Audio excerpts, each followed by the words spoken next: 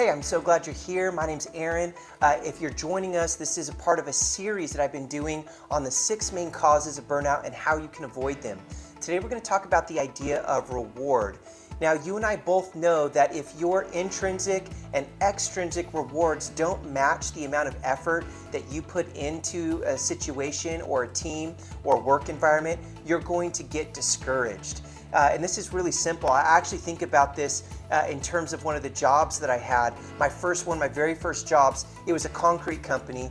And I would get up at like 4:30 in the morning and I was working in the rain and I was mucking out these footings, which meant I had a shovel and I was shoveling mud out of a trench. And what happened was I was only getting paid about $10 an hour in the freezing cold rain. And I was working and working and working. And I just got to a place where I was like, I'm working so hard, but the reward of my paycheck isn't worth that level of work. That's the idea of reward.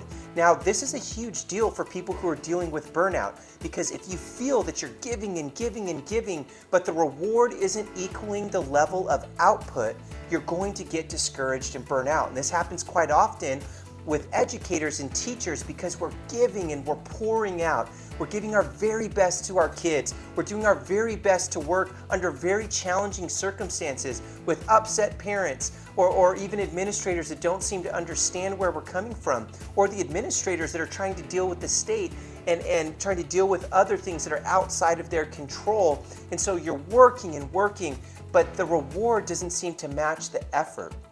If this is you, and this is your challenge, I've got a couple of things that you can do that can help you to overcome this issue of reward. So in these circumstances, what you want to do is you want to take some time and you actually want to look inward. You want to look inside yourself and say, what is it that I need that would really help me to feel rewarded in a way that's equal to my output?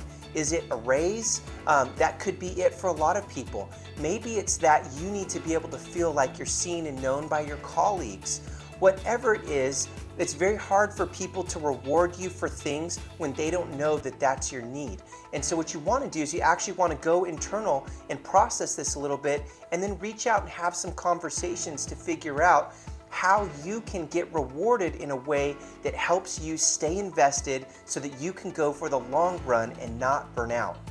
On a final note with this issue of reward, there's one more thing that you can do, and this is kind of fun, but you can also kind of set up some experiments. Take some time and experiment with what rewards really help you to feel it on a personal level.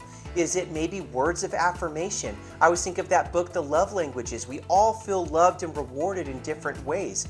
Is it quality time?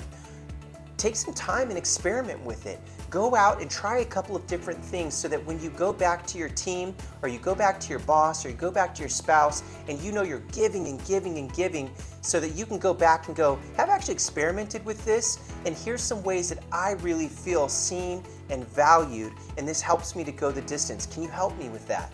And that's a way that you build connection with your team so that you don't burn up and burn out, but so that you actually bond together so that you can go the distance.